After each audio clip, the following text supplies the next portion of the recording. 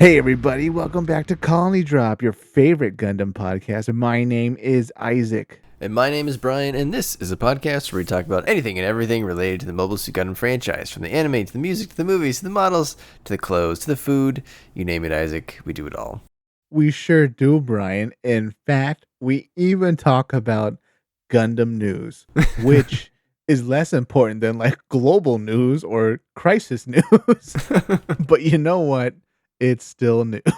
That's right. Yeah, I mean, we're not really like a news show. You know, we don't come on here every week and talk about whatever happened exactly that week in Gundam. But sometimes, Isaac, Gundam news just reaches a critical mass, and we kind of just have to talk about it. And I feel like for whatever reason, Anime Expo, Comic-Con just happened. A whole bunch of stuff was announced, and there was a few things that had kind of been announced before that we didn't really talk about. So we're just going to lump them all into one nice little news show. Not really to go over exactly, it's not like we're informing you what the news is, but I think these are all very interesting for different reasons. So I think we should get our thoughts and then open it up to the listeners as well to see what they have to think, because I think some of the stuff is pretty interesting. Yeah, it's all interesting, and it's all about upcoming videos, new Gundam products. It's all really timely and interesting. It's not something like, oh, guess Switch production manager transferred to center, nothing like that. Or, oh, I think there's going to be a new limited edition Kyoto pop up tea shop that's going to be Gundam thing. It's like, well, that might as well be on Mars for a lot of our listeners.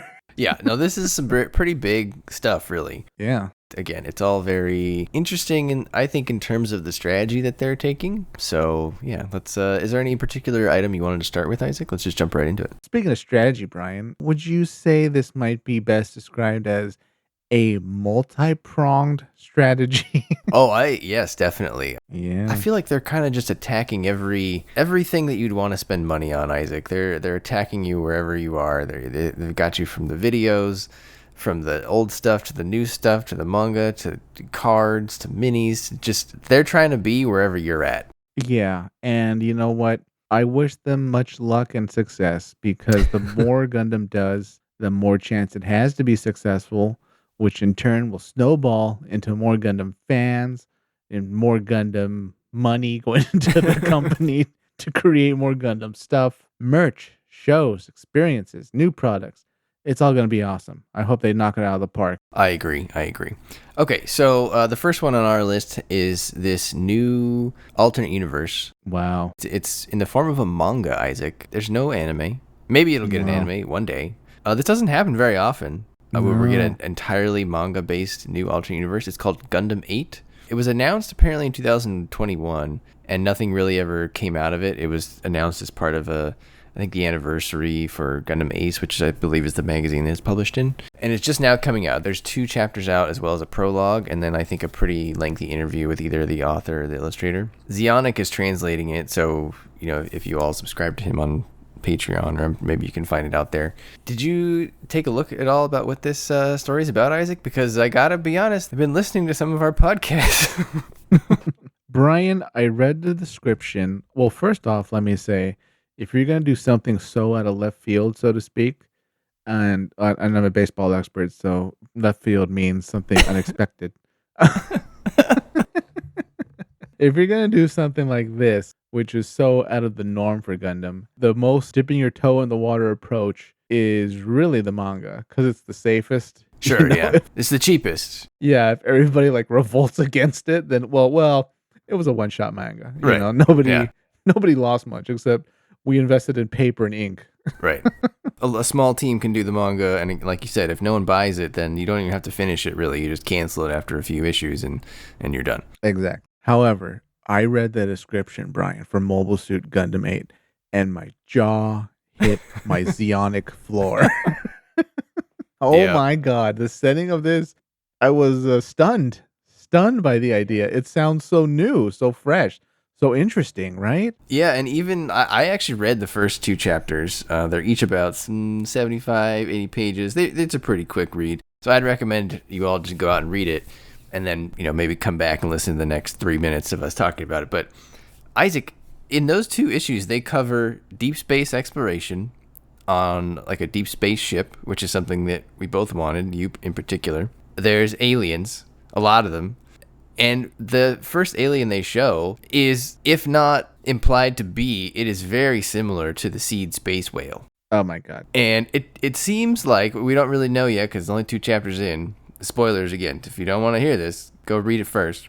It seems like they may have made contact with the race of the space whales, and that may have not gone well. Or maybe they made contact with something else when they were trying to look for the space whales. And maybe it's not the space whale, but the way it's presented, the way it kind of looks, it's very reminiscent of the space whale. Wow. It's even got sort of like advanced humans. I believe the 8 is referring to the 8th generation of humans. So, Isaac, we've talked about a lot of those things, and they kind of just put them all in one series. It was serendipity. They read our minds using their advanced Japanese mind-reading device over in Tokyo. Maybe we are 8th generation humans. Oh my god. I'm just saying. Can you imagine? I hope there's not a 9th. Well, we'll have to revolt against them. Just like I believe the 7th generation is revolting against the 8th generation in this story. So it turns out no generation is happy about being surpassed. Yeah, that's why they built Gundams, to kill each other. Yeah, whether you're naturals or coordinators or 7th or 8th generation. I thought the design was pretty cool. Gundam Xerius, it looks pretty neat. It's a very like UC Iron-Blooded Orphans style design. I think it fits in pretty well. It's not like weirdly off-putting or anything. I liked it. Yeah, just looking at the cover art itself, it's very 00 Iron-Blooded. Yeah. The tone that they're going for. The setting itself, though, oh my god. The Earth, once humanity's sanctuary, teeters on the brink of collapse. Only 258 survivors remain. What? Yep. That is stunning to me. I think instead of piloting Gundams, they should be doing something else to increase the population. Well, the first chapter you'll see, I believe they are trying to leave the Earth, and the Gundam is perhaps what was protecting them. The designs are very 00 and Iron-Blooded Orphans. However, those 2 shows do not have kaiju Gundams. So I'll just leave it there. You all should go read it because it's very short, and you can form an opinion very quickly as to whether this is something you're interested in. So you obviously, the setting is very stunning to you. I agree, that's very different. The closest thing is what, like X? Yeah, pretty much. But even that was just orders of magnitude larger populations. Right. There's no comparison, really. I don't think 250 is enough to repopulate the planet, is it? That's a pretty low breeding population. I guess it depends on the ratio of females to males, but at the same time, where there's a will, there's a way. That's true. And if there's one thing humans are good at, it's that. So, well, time to get started. I mean, would you want more alternate universes like that, Isaac? These sort of like risk-free manga attempts? Pretty much, yeah. I mean, everything looks like they're in experimental mode right now, as we'll find out as we go down the news. But I mean, why not? Why not try these new one-shot ideas? What's the worst that could happen? I agree. Look, if you're gonna take a chance, this is kind of the way to do it. I'd be interested to see if they ever translate this one officially. Do you feel like this one is pretty easily accessible to like an English fan base? Like, how do you feel this one would land versus something like G-Witch or G-Quux?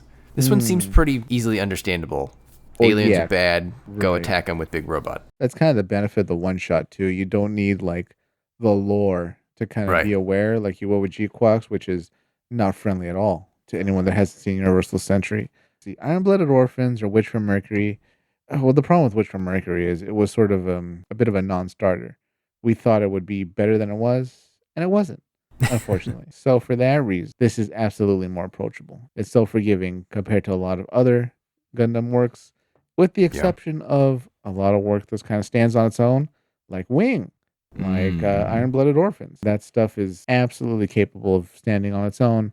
And I hope this manga is also, and I hope it's successful, actually. I agree. I like the first 2. I'm going to continue reading it as it comes out. I think it seems like it's once a month. I could be wrong on that. But again, Zionic is translating it, so go hunt it down. And then two other things on that before we move on, Isaac. One, the protagonist and his love interest, they have a little moment that rivals Hiro and Relina's I will kill you moment, which I couldn't believe. I was like, oh, now we have 2 couples that are they're just weird. So you look forward to that. Yeah, and I forgot number 2, so oh well. All right, Isaac, what's next on your list? All right, next on the list is something that some fans might already be aware of, and that is the Gundam card game, which Brian and I had the chance to see but not play in person at the recent Anime Expo in Los Angeles. Brian, what did you think of the card game? Just based on what you saw. It was neat. I would play it. I'm not sure how much I would spend on another card game, and I think that's probably the biggest obstacle here. The cards look neat. We saw the cards at AX, like you said. They kind of hit on like all the different Gundam universes to some extent, with clearly there will be more expansions. So it feels like as long as you know a little bit of Gundam and you like card games, like it could be fun. I thought the presentation was good. I didn't actually play the game. I think we asked the panel before it started, trivia panel, what game it was most similar to, and people, I think they replied Magic, Isaac, when we asked them. So if you've played Magic the Gathering, it's somewhat like that. And we saw the supply, like the land equivalent cards, right, under the glass. I mean, what do you think about that, Isaac? At the Expo, they were selling a limited edition set of, I think they call them supply cards in the game, or I could be wrong about that, but whatever the resource cards are. And they had that nice set of 9, remember, Isaac? And we were looking at it, and it was like, what was it, $70, $79? And we were like who would buy those right away? And then the guy came up next to me. I think it was after you left, Isaac. And I was like, dude, what do you think about him? He's like, oh, yeah, I already got them, and I'm going to send them in to get graded. And I was like, well, there we go. Like, they're working. Like, people are buying them. So yeah. I guess my main concern, Isaac, is not really, is the game cool or fun? I guess my main concern of buying into the game is how much are these cards going to cost? How many of them are there going to be? And how long is it going to last? Because I feel like there are a lot of card games now. There's like the stalwarts, you still have Magic, Pokemon, and Yu-Gi-Oh. There's a One Piece card game. There's so many different like weird collector cards, and they're very expensive these days. And I feel like most people, like a lot of the community, is focused on the grading and the worth rather than the playing. So I don't know. I'm hesitant, but they went all in on it, Isaac. At AX, at least, Bandai didn't have hardly any models out. It was pretty much all the card game. Yeah, I was actually surprised at how little model there was to buy, but this is the big push. I can obviously understand because the margins on it must be spectacular since Oh, they're absolutely. selling paper. Um, Now, judging by the people playing the card game, they obviously seem to be like giving a tutorial at the same time. Right, And yeah. the seats were full. Everybody there was sitting down playing a card game. So I guess it was engaging. Didn't look like too many people were getting up and getting out. So I guess it's dynamic and interesting enough that you want to keep playing it. I myself don't see this as being a immediate purchase when there's other Gundam things I want. But there's some people out there who just love card games and they love Gundam, and oh, now Gundam has a card game of their own. Wow, jump on it. You'll love it. And if it's really built around, or at least close to how Magic the Gathering works, which is probably the biggest card game, I want to say, Yeah, it's definitely the longest, probably most successful. Yeah. then it has a really good foundation, and I wish it nothing but success. And same thing with the collectors. If someone's collecting it before really even playing much of the game and already wanting to get it graded and sold, and it's going to join the rest of the card world in online trading and valuation, that whole tulip bubble.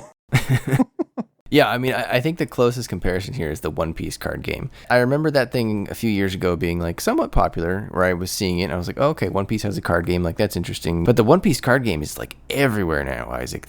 There's so many cards, people are buying. It's right up there next to the Pokemon. It's probably, wow, at least from what I saw, it's overtaken the popularity of Yu-Gi-Oh. Oh my god. So I'm wondering if they're trying to position this closest to the One Piece card game, because that has really taken off. So I mean, maybe this will take off too. I don't know.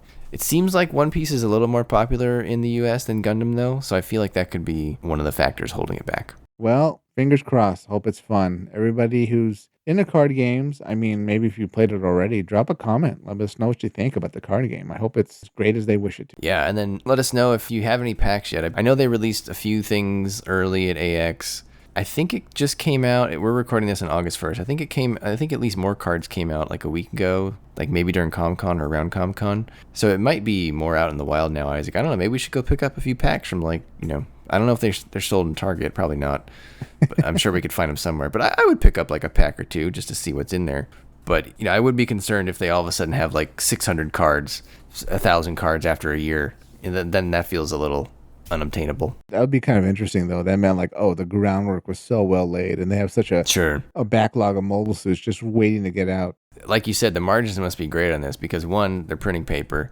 2, they have an endless supply of artwork. they don't really need to commission that much new artwork for this. They can just crop the artwork they already have and put it on the cards. They're not really spending a whole lot on this, Isaac. That should hopefully mean it's very profitable for them. Yeah, so go out and get your cards, everybody, and let us know how they are. Again, like you said, I hope it's successful and it leads to more stuff. But Isaac and I will be watching carefully. And I say that, Isaac, as someone who has many Magic decks that are worth, hundreds, if not thousands of dollars. So I know what it takes to spend on a card game. So I wish you all luck pulling your rares. Yeah, good luck. Go get them graded. All right, Isaac. The next one on the list is somewhat related to the card game and confused me for quite a while. And this is Gundam Assemble.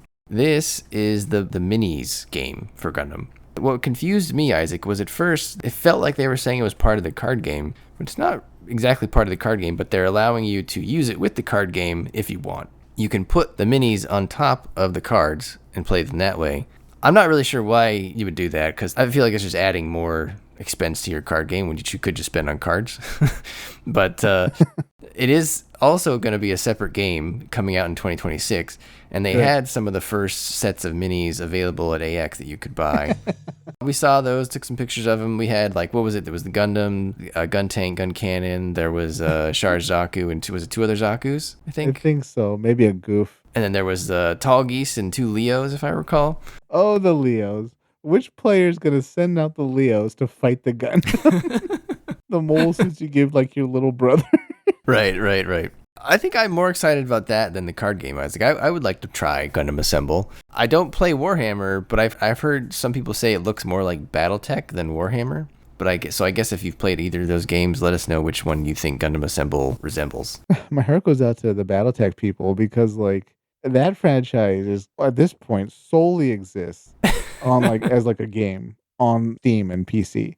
I can't think of anybody ever mentioning to me, BattleTech miniatures, as opposed to a lot of people play Warhammer miniatures. Right. BattleTech, no, but I'm absolutely thrilled for Gundam Assemble. I would love to get my Mono Eyes, my villain mobile suits, and have them battle it out with your Gundams, Brian, that you're no doubt going to get. We have the perfect dynamic for that, too, since I'm almost always with the villains. You're always with the Gundams. So I think it'll be great. And I'm going to even buy, like, a little miniature mushroom cloud so I can use that at the plants when we do our plant battle. For the preservation of a blue and pure world. You gotta have sound effects too, right? Oh god, what's a nuke sound effect? Well, I don't know. Well, I can do other sound effects. Oh yeah, Gunpla Mechanic on Instagram. He went back recently and listened to one of our first episodes where we said we were going to make a soundboard with you doing all the sounds, and he said that we must, in fact, do that, and that it would be great. So I think you need to start cataloging and making your sounds. I'll do it. I got my new microphone. We'll have the soundboard when we record our first Gundam Assemble mini game. There you go. I immediately use my super weapon. Yeah, so I think the minis we saw, obviously they didn't have many available right now. And even the ones, to be honest, everybody, the ones they had at AX, they were like, some of them were painted, but some of them were half painted. It was like they ran out of time. It was actually kind of funny. I'm not surprised. But they looked pretty good. I feel like they're kind of like Warhammer-ish scale. They're a little bigger than D&D minis, which are usually 28 millimeter or 32 millimeter scale. I feel like they were a little larger than that, so that seems like more of the Warhammer scale. I'm not sure exactly what the Warhammer scale is. Don't come at me. It might be 35, but it seemed a little bigger. They were about like $25 to $30, if I recall, for 3 of them, and they came in like 3 packs. So I don't know if that's going to be the normal way they sell them. If you were making your assemble army, Isaac, what would you try to focus on first? Well, the good thing about it is knowing you'd be one of my opponents. So we can obviously communicate and figure out, well, what timeline should we actually get? Sure, and also look at like, well, what do they actually have that would make a fun battle? Because right. I don't know, say for example, they have mostly UC and like not too much, wing stuff, then let's put our money into like the biggest arsenal we can that would actually be diverse and interesting. So we'll go into UC. Or if it turns out, well, they got equal amounts really in wing and UC. Yeah. And it's like, well, okay, now we can kind of divide and conquer. I'm not going to be thrilled to send out the Leos, but as like the person playing Ramafeller, you're going to need some Leos. I'm going to get like the Virgos and send them out and I'll be like, okay, now you're going to get screwed with my dolls. Yeah, I'm going to be happy either way because they obviously have to make the villains to fight the heroes. Yeah, I think there's a lot of possibility here. I'd be willing to try a variety of different factions and stuff. Could you imagine? You could recreate a Baoku. One, you could get like a big Zom that would kind of like be to scale. I think that'd be pretty cool. I was about to say we could make like Solomon out of cake, and we can like eat it as the battle continues. That's pretty good. I like that. There's no mobile armors on release, but we can like 3D print a Valvaro, send it out to fight. Yeah, I mean, it won't be long until people just start, making their own designs, right? I mean, you can already buy Gundam minis like on Etsy. If you just search Gundam minis, people sell them. Oh, there you go. If I was you, everybody, and this sounds appealing, I would check with your local game store, see if they're going to start running like a Gundam Assemble night, because that'd be pretty cool, Isaac. I got one down the street. I might check and see, what they got going on. We can kind of game out what if scenarios too. Yeah, you test them, you come up with a scenario, then let's see what would happen. Everybody at the game store. I'm curious about the game mechanics and also the specific like combat sort of data metrics or whatever they're using for each individual little miniature, because how many of my Zakus is it going to take to actually take out the Gundam? Right, yeah. Because they don't do well in the show, but if it's much easier on tabletop to take out the Gundam, well, I might not need to buy like 10. Sure, yeah. I'm not sure how much is really known about the game yet. I feel like the website is still pretty barren, but it does have a website, so you can go. I'll put a link in the show notes. I would definitely go check it out though, if minis or tabletop RPGs is kind of your thing. This feels like a cool new avenue. Like, I feel like this has a lot of potential.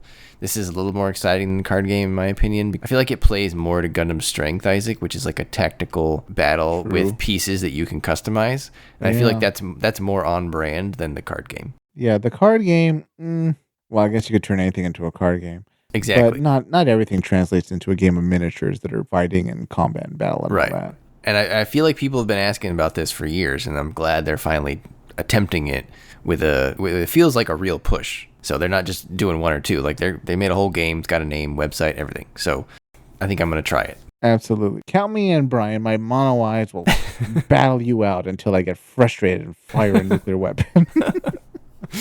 Oh, man. Let's move on, Isaac, to some of the film and animation news, because there's a lot going on here. Yeah, lots to watch coming up. It's great. Some of this was announced before AX, and a lot of it was announced at Comic-Con. One of the things that was announced, I think a little bit before AX, maybe like a month or so before, so they have officially changed the name of the next Hathaway's Flash movie from Son of Bright to The Sorcery of Nymph Circe, and it is scheduled to be released in theaters in Japan next winter, and then they promised an American theatrical release without any sort of date. That's a hell of a name, Isaac. The Sorcery of Nymph Circe. Yeah, I can't say I like the name more than Son of Bright, especially since Son of Bright had sort of a double entendre. Right. But as long as we see more of the Hathaway's Flash story, sure, I'm all for it. I'm glad they confirmed a release date and an American release, so I'm excited to watch that in theaters one day. So yeah, let us know, listeners, what you think of the name change. I'm not sure one is better than the other. Sorcery of Nymph Circe is definitely eye-catching, but like you said, Son of Bright had that nice double meaning, so it goes. I guess it's weird that they announced a subtitle and then they changed it. That doesn't happen very often, so that's kind of strange. Well, are we getting flashbacks, Brian, to 0083 Last Blitz of Zeon, 0083 Afterglow Zeon, and 0083 Stardust Memory? I'm not sure which one you're referring to. Please provide more detail. We all hope it's great, and I can't wait to see it in theaters with you. It's going to be fun. Yeah, I'm excited. Especially when the power cuts. Oh, God, no. Please, no. How does the power cut to a whole block? What the hell's going on in this city? During the one time that a Gundam movie is in theaters. Yeah. Couldn't be any other random time. Nope. Oh, my God. Also on the theatrical side, Isaac, they announced that Endless Waltz will be re-released in theaters sometime later this year. Wow. I think they're going to have the first screening sometime in the fall. Someone told me September. I wasn't able to find that. But I think it's going to be at some conference or something. But Isaac, that seems like the perfect thing to release around Christmas time. Yeah. Basically a Christmas movie. Pretty much. The closest thing Gundam has to a Christmas movie. Yeah. The show itself ends on like New Year's, right? It's New Year's Eve. So it might as well be a New Year's. Wow. It's a whole holiday thing with Gundam Wing, huh? Yeah. I don't know. But I'll go see it. I'll wear my little Marimea bellhop uniform.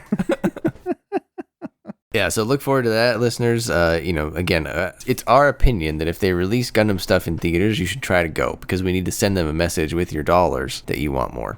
Right. We can't all sit here and say, yeah, make more stuff, make some more stuff. And then when they put it out, no one goes. So highly encourage you to go because that sends them the message that there are people out there. And Isaac, I think we can take credit for this. I don't think they would have done this had they not seen those record receipts from the re-release of Mobile Suit Gundam compilation movies 1, 2, and 3, of which we went to every screening, and we were pretty much the only person in the theater every time. I feel like we contributed to them wanting to do this, Isaac, by pumping up those numbers. Yeah, I really hope we're joined at the Endless Waltz viewing by the guy who went to G-Quux and took off his Oh, sandals and put his bare feet on the seat in front of him, shame. just completely giving in to degenerate decadence. We don't want you in the fandom, sir. You can exit. Oh my god. His bare feet are just wafting and filling the air of the theater with that unmistakable corn chip smell. What a great Gundam fan. Would you prefer the power cuts out, or you have a guy with his bare feet on the seat? I am already there in the theater, so I gotta say, I'll take corn chip's feet for 1,000. At least you get to see the movie, even if it stinks. Yeah, I can like distance myself from him, but the movie will continue. Also, probably one of the biggest news that people were excited about or just taken aback by was, I believe this was at Comic-Con or right around there.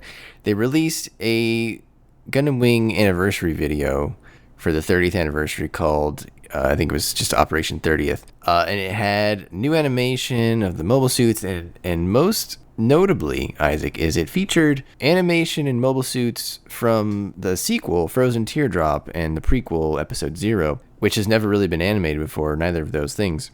And I think Bandai Sunrise, they're probably like, oh, this is going to be a nice little thing for the anniversary. But everybody who watched it, if you go read the comments, everyone's like, give us Frozen Teardrop. People are down for it, Isaac. I mean, did you expect that reaction? Not really, but like it was so great looking. It looks like a completely different series. Watching it made me wish they were doing a remake of the series and just like improving it or cutting out like parts that didn't work. I was pretty hyped watching it. Yeah, I thought it looked great. Yeah. And I got to be honest, I think if they don't take this opportunity to either remake the show or make Frozen Teardrop, I think they're kind of fools because this is their one chance to make more money off of that franchise. Like all the people who grew up with Gundam Wing, they all have money now, Isaac, and they're ready to Yeah. spend it. So here's your opportunity. This was a little bit of a test, even if they didn't intend it to be. It was received very well. I don't see how you don't capitalize. Like you're in this to make money, right? Well, here's your opportunity. There's people out there saying, that's great you made G-Witch, that's great you made G-Quux, but look at the response for this out of like, what was it, a 3-minute video, not even all of which was new. There's the proof right there. People are ready. They're ready to spend their money. Bandai Sunrise, get on it. Either go remake the show along the Glory of Losers manga instead and lead it right into Frozen Teardrop or make Frozen Teardrop OVAs. I feel like this is your one chance because if you wait 10 more years, I'm not sure that they'll get the same reaction. Yeah, they need to strike while the iron's hot. I mean, they clearly had a team together for this. Just tell them, okay, new project, we're gonna do Frozen Teardrop, or new project, we're probably gonna do the whole series. Right, right. Secondarily to that, Isaac, is they did announce something new for Gundam Wing, and that is that the original illustrator, Sakura Asagi, and screenwriter Katsuyuki Sumisawa, they're going to team up for a new manga series that is going to take place between Endless Waltz and Frozen Teardrop. So, one, why do that, Isaac, if you're not going to make Frozen Teardrop? That's kind of interesting. Yeah. Two, they translated it into English on Gundam Info, which is very rare. They hardly do that for anything. Wow. So that, to me, it's not confirmation they're going to do it. But I think, Isaac, that they are using this little animation. They're making this little manga. I feel like they're testing the waters. Yeah. I don't think it's a done deal, but if I was a Wing fan, my hopes would be super high right now. It should, because say what you will about Wing, but it is immensely popular in the United States. I Yes. would almost say it outshined the Universal Century, which for a lot of Oh, fans yeah. is No way question. too complex.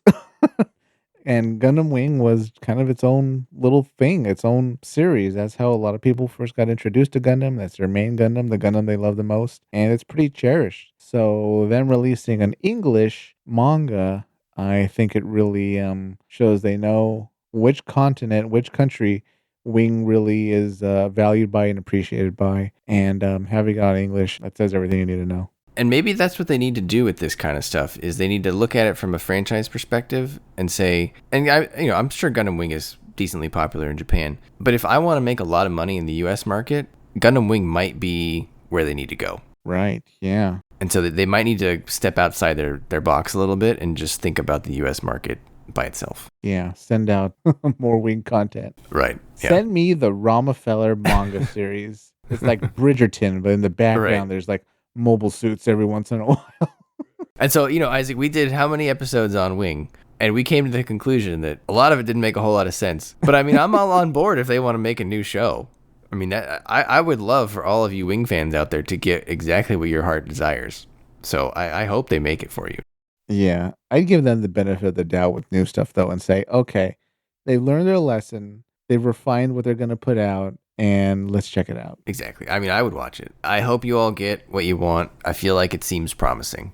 Keep flooding those comments and telling them you want it, and maybe they'll do it. Again, I think it would make sense monetarily, and I feel like that's what's going to get it done. So, best of luck to all of you. And speaking of luck, a group of people that don't have luck, Brian, are human debris. Oh. Wouldn't you agree? I would definitely agree. They're just a bunch of war orphans laying around causing problems for heroes like Galahorn. I was super excited about this. There's kind of two things here. We'll start with maybe the less surprising one. So there was a game that we talked about in the Iron-Blooded Orphans universe called Earther Hunt, and that game had a bunch of cinematic cutscenes. And it sounds like they are going to compile these scenes and add new content or whatever, and they're going to basically make a movie out of it. And that movie is going to come out in both Japanese and American theaters. Wow. So Isaac, that's pretty cool. It's not the Calamity War, No. but it's something. It's Iron-Blooded Orphans related. I'm always down for that. Yeah, Iron-Blooded Orphans was so good. This is going to sound weird, but to me, it's my Wing because it was something that was released very consumable and one shot in the United States. And while I didn't appreciate Wing that much, unless like Dermail or Tubarov were on screen, with Iron-Blooded Orphans, I thought it was a great standalone series. I loved it. I can't say enough good things about it. So to get more Iron-Blooded Orphan stuff, sign me up. I'll be there opening night with my ticket. I'll obviously be there with you. And I agree, outside of like Turn A Gundam, because I'm going to put Turn A in a little bit of a different category because Tomino-san did that. I feel like that might be my favorite alternate universe. G and X are really close too, but Iron-Blooded Orphans was a home run as far as I'm concerned about how to use the franchise outside the Universal Century.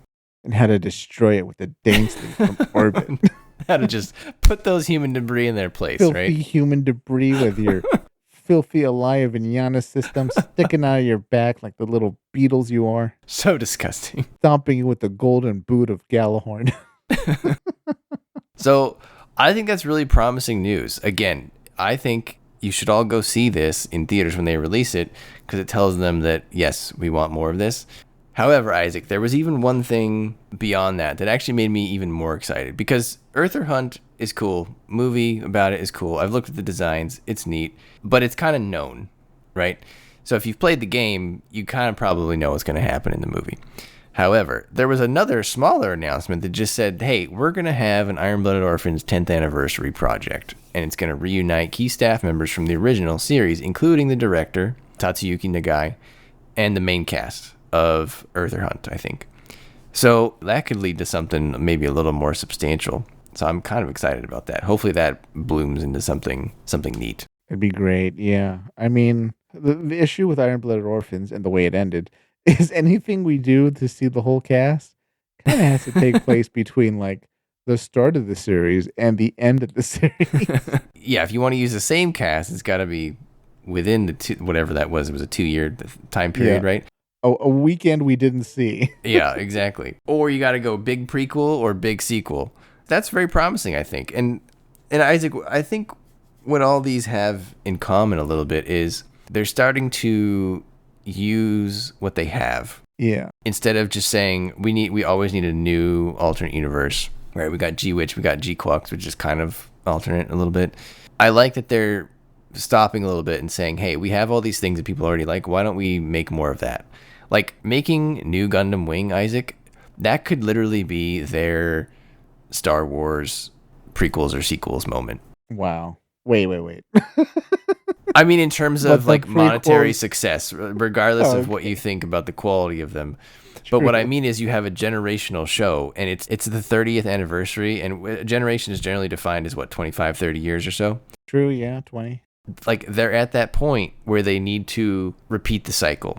Wing is uniquely positioned in the American market to do that, and they need to take advantage of it. And I feel like that's bleeding over a little bit into Iron Blooded Orphans, and I love it. I'm here for it. Yeah. Iron Blooded Orphans was such a great, successful show. Not going back to that well would be a mistake. Yeah, I think you need to go back to the wells that are either monetarily successful or quality and critically successful.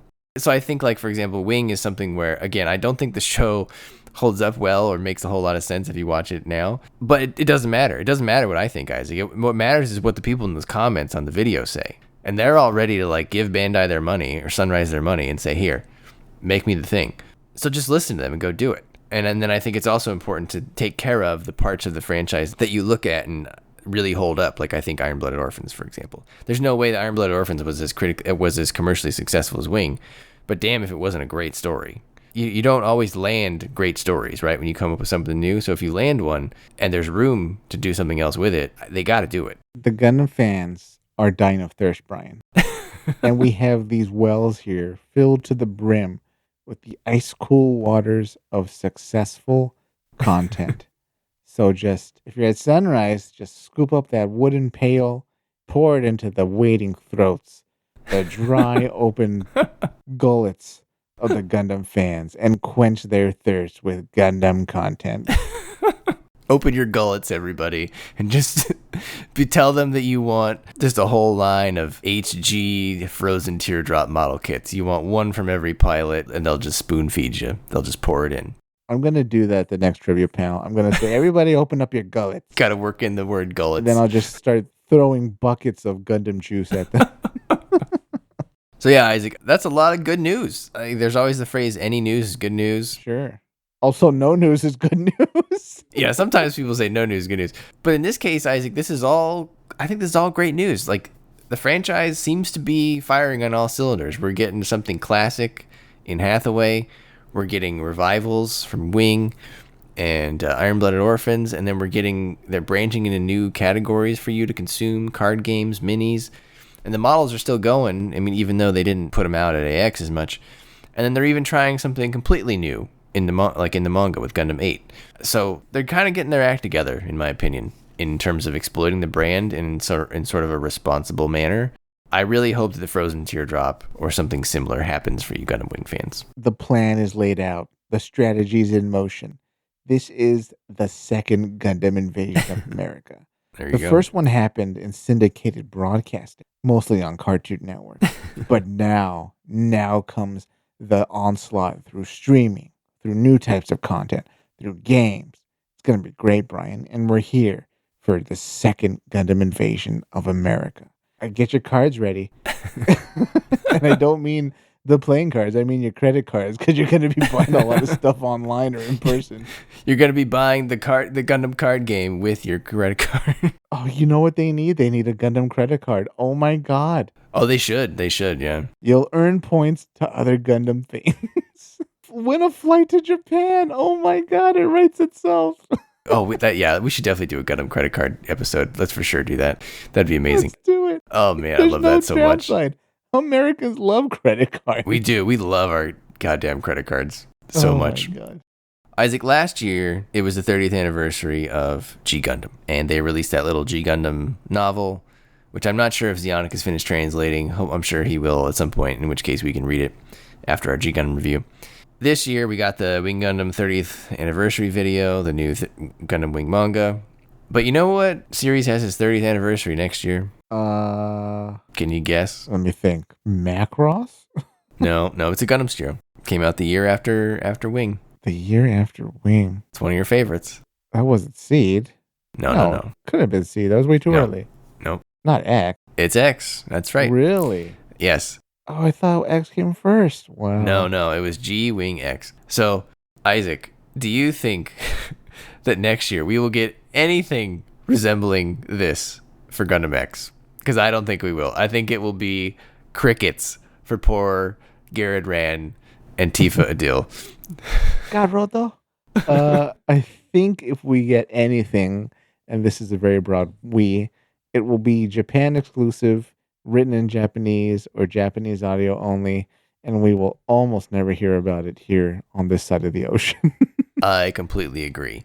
But for those of us who are holding out for something for Gundam X next year, more power to you and stay strong, everybody. Oh my god. Because that timeline deserves it, goddammit. That timeline, God, they fumbled such an original timeline, and then they shortened it. Wow. Just really kneecapped it at all opportunities. So here we are. But all in all, I think it's a very positive time. So it continues to be a good time to be a Gundam fan, and I encourage everyone to go check out all this stuff. Depending on what fits your interest. Don't go overboard. Don't spend all your money on Gundam. Watch other things and do things. But let's check out some of the stuff, and we hope to see you all in the theaters. Any other comments for the listeners, Isaac? What do you guys think about this stuff? Comment below. Let us know your thoughts. Would you get the Gundam card game? Would you get the tabletop miniature game? Would you get both? Do you not want any of those? You want the content? Are you upset at this content and wish they made more like Seed movies?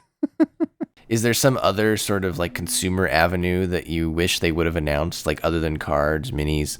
Did you want like, I don't know, like they've been making a lot of action figures. I'm not sure what else they can give you at this point to buy in plastic form. They wanted an open world Gundam 00 movie game. Oof.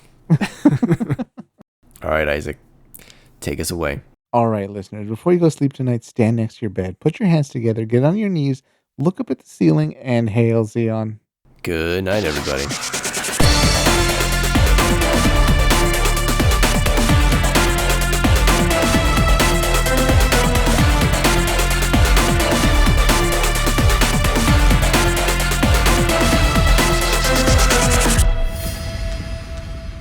Good things on the way.